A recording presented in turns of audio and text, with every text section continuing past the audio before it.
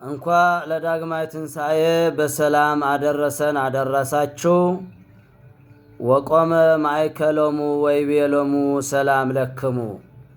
ዮሐንስ ወንጌል ምዕራፍ 24 ቁጥር 26 ላይ ስንመለከት ጌታችን መድኃኒታችን ኢየሱስ ክርስቶስ ከሐዋርያት መካከል ቆሞ እንዲህ አላቸው፣ ሰላም ለእናንተ ይሁን። እና ዳግማይ ትንሣኤ የሚባለው ወይም የሚሰኘው ለምንድነው ወይም ካላችሁ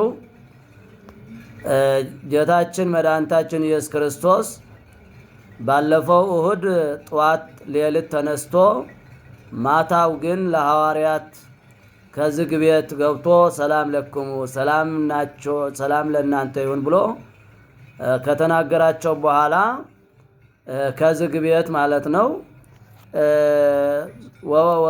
ወዘንተ ቢሎ ነፋለ አሊሆሙ ወይቤሎም ንሱ መንፈስ ቅዱስ እፍ ብሎ ደግሞ ስልጣን መንፈስ ቅዱስን ሰጣቸው፣ ልጅነት ሰጣቸው ይላል። ያን ጊዜ ቶማስ ሐዋርያ አልነበረም። ወቶማስ አሐዱ ማዕሰርቱ አሐዱ አርዳኢሁ ዘይብልዎ ዲዲሞስ የሃሎ ምስሌሆሙ ሰወ መጽአ እግዚእ ኢየሱስ አብየሆሙ።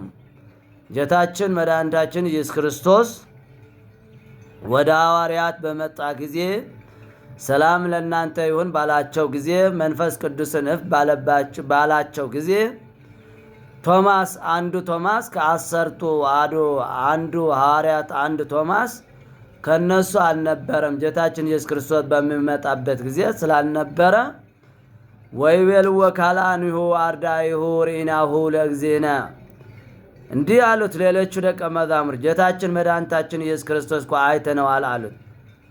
እረ አላያችሁትም? እናንተ አይተናል ብላችሁ ታስተምራላችሁ። እኔ ግን ሰምቼ ብዬ ስለማላስተምር እኔ የተወጋውን እጁን ችንካሩን ሁሉ ሳላይ አላምና አላቸው።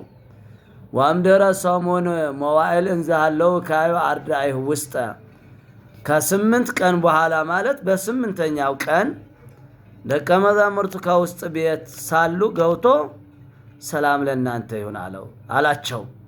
ቶማስን እጄን እግሬን ጣቶችን አምጣ፣ የተወጋው ጎኔን አለው።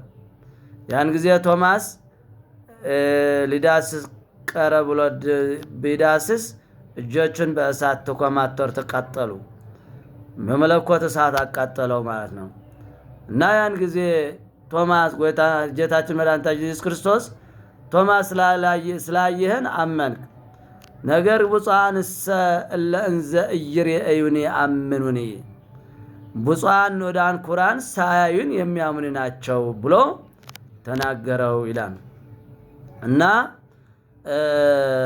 በዚህ ቀን ዳግማይ ትንሣኤ የተባለው ምክንያት ለሁሉ ደቀ መዛሙርቱ ስለታያቸው ስለተገለጣቸው ሰላም ለክሙ ለእናንተ ይሁን ብሎ የቃል ሰላምታ ስለሰጣቸው ዳግማይ ትንሣኤ ተብለዋል ማለት ነው። እና ሁላችን ቶማስ ሳላይ አላምን ማለቱ አንደኛው ትክክል ነው።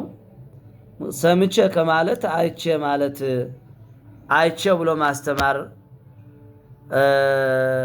ትክክለኛ ስለሆነ፣ ነገር ግን ማመንም ነበረበት እና እኛ ደግሞ ከመስማት ማየት ያስፈልጋል። አይተን ሰምተን ከማለት አይተን ማለት የተሻለ። ሰምተን ካል ይሰማን ስል የሰማነው ከማን ነው? ከገሌ ደግሞ አልሰማሁ ልል ይችላል። ስለዚህ ከመስማት ማየት ይበልጣል እንደሚባለው ያው ቶማስ ራሴ አይቼ መስበክ አለብኝ ብሎ ያን ነገ ትንሣኤውን አይቶ ቶማስ ያመነበት፣ ከዛ ቀጥሎ ማስተማር የቀጠሉበት ሐዋርያት በትክክለኛ ሁለተኛ ጊዜ እንደታያቸው ትንሣኤውን ያስተማሩበት ቀንና ያዩበት ቀን ነውና የተደሰቱበት ቀን፣ እንዲሁም ጌታችን መድኃኒታችን ኢየሱስ ክርስቶስ ሰላምታ የሰጣቸው ቀን ነውና ይህ በዓል የሰላም የፍቅር በዓል ያድርግልን። አሜን።